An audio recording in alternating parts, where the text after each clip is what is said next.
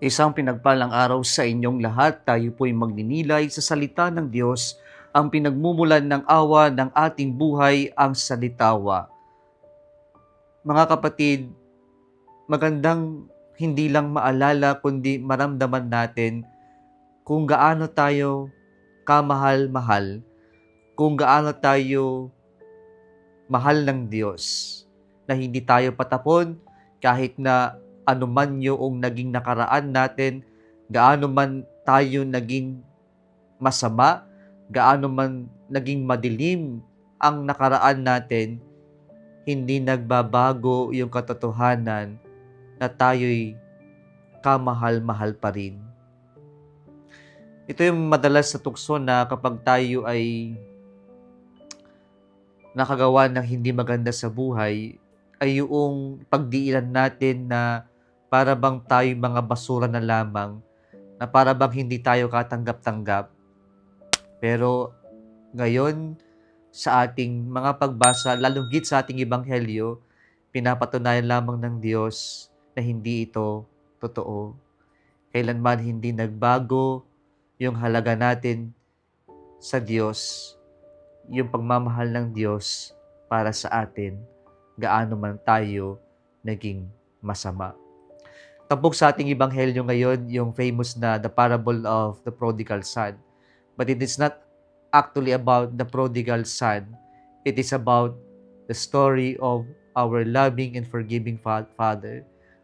It is about the story of our God who patiently waits for all of us sinners. At alam natin yung kwento na yung bunsong anak, kinuha yung kanyang mana sa kanyang ama na ito'y pambabastos, disgraceful, at nagpakalayo-layo at tinustay ang kanyang mana hanggang sa maubos at naghirap. And this presents to us the effect of sin. Sin separates us from the Father. Sin wants us to be independent from the Father. It distances us from the Father. But at the end, when we are swallowed by our sins, we realize we are nothing without God. We realize that we are always in dire need of God. We realize that we cannot live without God, just like the prodigal son in our gospel reading today. And so he realized how he sinned against his father, and so he decided to go back and ask for the forgiveness from his father. And as he was returning, as he was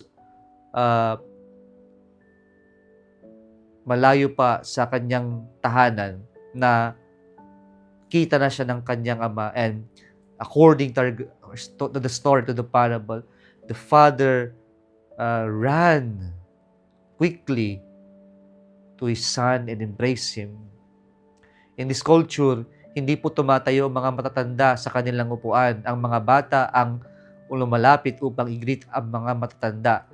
Hindi po tumatayo ang mga elders to greet young people, younger ones. But here in the parable, it was the father who stood, ran quickly. At bakit po tumakbo ang tatay?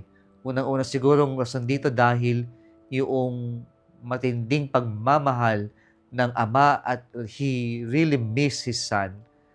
Pangalawa, yung pagtakbo ng ama ay tanda ng pagmamahal din niya, that he ran so that he could protect his son from the hostile community, because they were probably angry against this younger son because of what he did to his father. It was actually an act of protection for his son.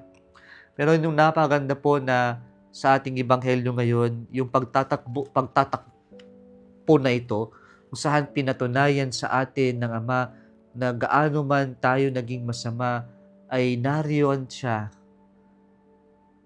naghihintay para sa atin upang tayo'y muling magbalik loob. Pero sa pagbabalik loob, kailangan natin gumawa ng importante ring bagay. Ang unang-unang kailangan natin gawin ay yung tayo'y tumayo din mula sa ating pagkakasala. mula sa ating pagkakamali, yung magkaroon tayo ng determination to really stand up, move forward, and do that act of returning to God. Yun po yung mahalaga. At yung pangalawa na kailangan nating gawin ay yung gayahin din natin yung Ama sa kwento na matuto rin tayong, mapuno ng habag at awa sa ating kapwa-tao, na ibahagi din natin sa ating kapwa-tao kung ano man ang natanggap natin mula sa Diyos.